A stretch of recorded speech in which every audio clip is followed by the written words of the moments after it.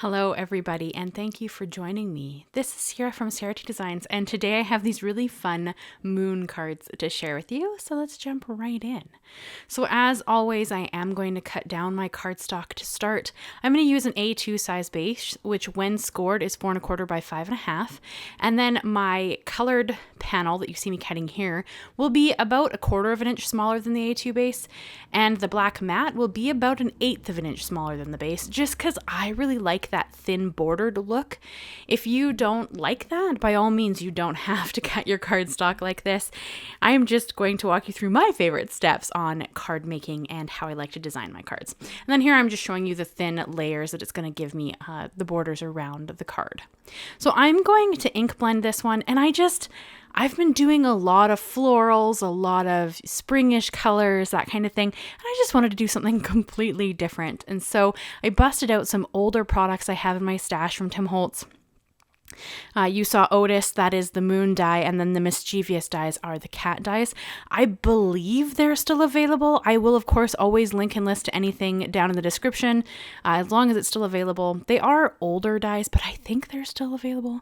I believe Otis was actually on sale on scrapbook.com recently, so I will link to that if you're at all interested. And then for my ink blended colors that are going in the background, I have Salvaged Patina, Wilted Violet, Uncharted Mariner, Villainous Potion, and then I'm going to go around the outside with black soot just to add a little bit of drama. I like black soot. I'm loving this Uncharted Mariner. It took a while for the new colors to grow on me, but I'm starting to really like that color. I think that with it and Salvaged Patina, they just look really great together. And I just kind of did these blobby blotches of color. There's no rhyme or reason.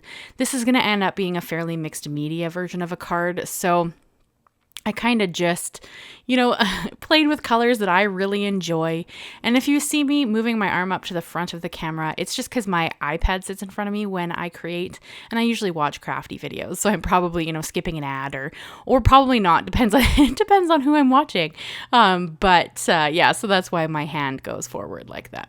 So I'm just going to ink blend my colors, and it doesn't need to be a perfect ink blend. I just want some really fun color in the background.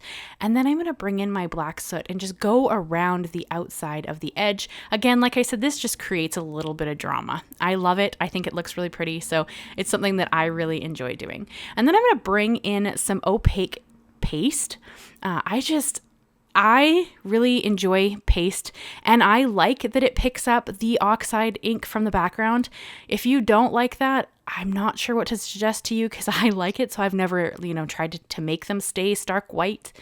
You'll see what I mean here in a moment when I bring in the paste through the Tim Holtz Sparkle Layering Stencil. It doesn't stay white. It picks up a lot of the color from the background. So I'm not sure what to tell you because I have people ask me, do you seal your things? Do you, and I don't do any of that. I've never needed to. I've never had a problem. And I like that it didn't stay stark white. I'm going to add some white splatters at the end that don't say stark white either. They just kind of pick up a little bit of the color from the background, and I like that look. So, it's one of those things. I'm sure Tim Holtz has tips. I do not, because I'm not sure how you could get it to stay stark white because that's not my aim. So yeah, just to avoid the questions, because I do get a lot of questions about that. And honestly, I'm not sure what to suggest because I don't mind that it sucks in the color. I guess you could try sealing it, but I'm not even sure if that would work. But here you can see that now my stars in the top left are purple because it pulled some of the purple, and the ones down in the Mariner have pulled a little bit of the blue. So none of them are stark white anymore, which is okay because I didn't want that in the background anyways. So, and now I'm just splashing on some perfect pearls that I keep mixed up in a mini mister bottle. This just adds a little bit of shimmer and shine into the background. And of course, at this point, everything is dry. So now I'm going to get into cutting my layers. I'm not going to show you all of it. I'll show you a couple of die cuts. I think you guys get the gist of the die cutting. You can see that Otis has 5 layers, and you only see little pieces of each layer, except for the top layer, of course, you see all of it. So for the bottom layer, I went with black. Then the second layer, I went with holographic. And then I just did white HammerMill cardstock for the next 3 layers because I'm planning on ink blending. You could, of course, ink blend first and then die cut. That's probably a little bit simpler than what I'm going to do, but I'm not always totally sure what colors I want. So sometimes while I'm, going back and forth on the color choices, I will die cut all of my pieces. And then, once I've got everything cut and ready to go, I'll sit down and look at my colors and then choose what I want to work with. So that's what I do. It would be probably easier to ink blend first and then die cut. But that's not how I roll. So that would take more pre-planning. And generally I have a bit of an idea of what I'm doing, and then I just sit down and make it, and it kind of pivots from there. So you can see that I've got everything cut now. I picked out one of the mischievous cats, the one that looks like it's sleeping, and then all of my layers of the moon, and then I'm going to go in and start ink blending. So I really want to quickly touch on my left pinky. I'm sure you've probably noticed that I have pretty much no nail there. If you've been with me for a while, you'll know that about 6 weeks ago, I smashed it in my pantry and ripped off my natural nail, pretty much the whole nail. So it is slowly growing back. It does not have a nail. And I went back and forth on whether or not I should have a Band-Aid on it all the time, or whether I should, hide it and whatnot.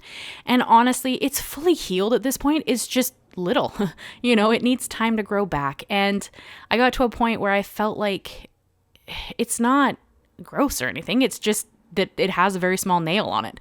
So you're going to see it pop up in all the videos. And I know a lot of you will be like, Ciara, you don't have to justify things like that to me. And I greatly appreciate that. I just find that if I talk about it, in the beginning, I don't have to keep talking about it. So you're going to see it all through the month, because I record my videos in the first week or two of the month, so that I can get ahead on other projects throughout the month, because I want to do another sticker release. I'm still working on some digital stuff. I'm working on a journal. So I have a lot of other projects on the go. So you're going to see this poor bitty nail all month. And I promise it's 100% okay. It doesn't hurt anymore. It's nothing. It just needs time to grow. So that is why I'm telling you guys, so that nobody needs to be like, Ciara, what's wrong with your finger? Somebody's still going to do it, because they always do. But it's all good. It doesn't hurt anymore. It feels fine. It just needs time to grow before I can put a gel nail back on it. So that's kind of what's going on there. And then, so for the moon layers, I chose to go with wild honey, mustard seed, and squeezed lemonade. I really wanted a bright yellow moon to kind of counterbalance this kind of purpley background, because purple and yellow are complementary colors. So I thought it would look really pretty. But see here, this is where I think that if you had die cut it after ink blending, it would have been easier, because you can see that I kind of bend the pieces a little bit as I ink blend on top of them. So I end up having to pounce some of the colors so that I can keep all of my pieces in the right, orientation, like they're bending, right? So because of that, that is something that just to be aware of. I don't really mind. It's paper. I can get it to glue where I need it to glue. And you're going to see me bring in just an acrylic block to make sure that they stay where I need them to stay. And then I'm just going to build my Otis moon layer by moon layer. I love him. I did choose not to add the tongue. He does have a tongue in his mouth, and there is a die for that, but I didn't want to introduce red into my card. I didn't really feel like it was needed. I kind of like the shades of yellow and the purpley tealy background, so I opted not to add the tongue piece. You absolutely can. There's 2 layers, I believe, actually. But yeah, I opted not to. So I kind of just went through with my Nuvo Deluxe glue, which is by far my favoriteest glue, and just adhered the layers. And that's kind of all I really did here. And you can see it's really fun. So with that holographic layer, you only see little pieces of it popping out, but I think it just adds something so fun to the design, right? Because you just had this shimmer and shine popping out around the moon every time that you tip him in the light. I don't know. I thought it was quite a fun way to create a card. You, of course, could skip that layer and do a different shade of yellow, or do a brown, and then just have more dimension in the background, because of course my first layer is black, so that kind of adds the shadows. And then you could, of course, go from there and just add a little more shadowing. Maybe a dark gray would be really nice too. Or of course you could do a pink moon. It doesn't matter. Completely up to you. I just chose yellow because I have a purple background. So that was kind of what I was thinking. Excuse me. I almost hiccuped there. And then, so I just adhered my moon, and then I'm going to adhere my cat. Actually, I think I add some ink blending to my cat first.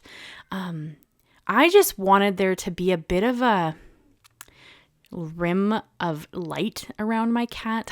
My cat goes through a few stages here. It's kind of funny. I originally thought that I would just leave the cat black, and then I ended up adding a face. You'll see it a little later. It's kind of a funny looking face, but I thought it was kind of cute, so I'm okay with it. And then, of course, the little cat will be sleeping on top of the moon because I just thought that was really cute. So I'm adding just a touch of, you see, like, because Oxide inks have pigment in them, you can use them on dark colored cardstock.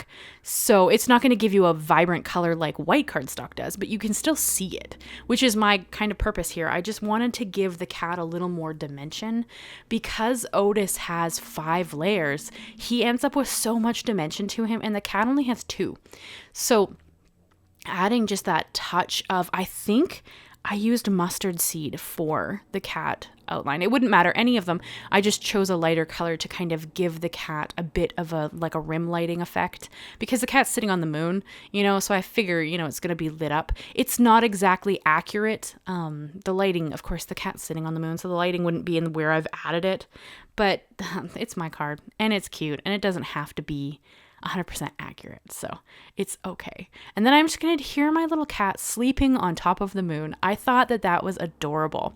I originally wanted to put the cat sleeping on kind of the bottom part of the moon, but then it kind of looked like Otis was trying to eat the cat, and I didn't like that idea very much. So I'm gonna adhere the cats just on top of the moon, kind of leaning on the eyelids of the moon, and then I wrapped the tail around the tip of the moon because I thought that would look really cute. So that's what I ended up doing. And you can see those little faces. You'll see them when I hold them up at the end better. But I just drew little faces on them. Again, just to add a little bit of something extra to the cat, because Otis is so emotive.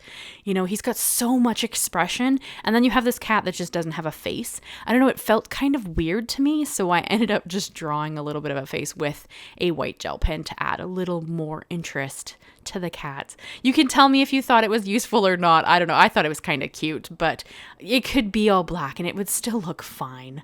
I just thought it looked a little odd because the cat had no expression at all and Otis has so much expression. But no right or wrong. You create whatever makes you happy and that's perfect. So this is just the direction I went with it. And yes, I'm just using my Nuvo Deluxe glue and I'm going to adhere my layers. You could add dimension if you wanted to. I didn't add any extra dimension to these, oddly, but I think they turned out super cute. I love them. And of course, Mist had to come and supervise my card building. You know, she often supervises my card making, so super great to have her there supervising. And then you would have seen Ember pop in earlier. She kind of just popped her head in. And then for my sentiments, I actually used these sentiment strips from Tim Holtz. They are the sentiment label strips, I believe they're called. I really like them. I'm actually in the middle of creating my own sentiment stickers because I love labels. Like I love little sentiments that you can easily add to a card design. I think they're so fun. So because I, you know, have a sticker shop and I make my own stickers, I just thought it'd be really fun to create a sheet that was all sentiments. And I thought it would be fun to do like one in a white version and maybe one in a black version. So they could have like one would have white writing and a black background like these do. And then one would have, you know, a black letters and white background. And then maybe, who knows, maybe I'll end up doing like a rainbow version and do a whole bunch of different colors. So I don't know. We'll see. I have to design them first, which is hopefully going to happen this month. I have a lot of designs on my plate for this month, so we will see how that all goes. But that is something I'm working on that I'm really excited about. And then I could not resist adding these holographic stars. If you guys have been with me for any length of time, you know that I love embellishments so much. Pearls are usually my go-to, but these holographic stars are perfect for any kind of night scene or, you know, cityscape or anything like that. And I kind of added them in with the paste stars, just so you kind of get a bunch of different stars going on there. And then when you turn it in the light, you get this just beautiful shimmer and shine. And I think it looks so pretty. I'm really happy with how this card turned out. I hope you guys will tell me what your thoughts are. I would love to know. Leave me a like, leave me a comment, and please consider subscribing if you haven't already. I do have a goal. I'm trying to hit 25,000 by the end of the year, and it's I can't seem to get past 13,500. I get to it and then I lose a couple of people and then I, drop down 5 or 6 and then I get back up and then I drop down again. Like I can't seem to break that number. So if you enjoy my content and you want to stick around and see it, I mean, Christmas in July is coming. So that's really exciting. It's where I make Christmas cards all of July, or Christmas projects. They're not always cards.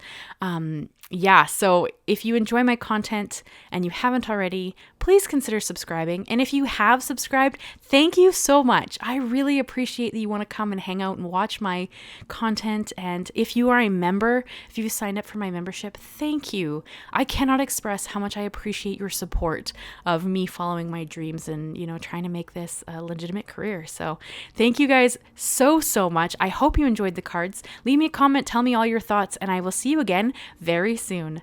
Bye-bye for now.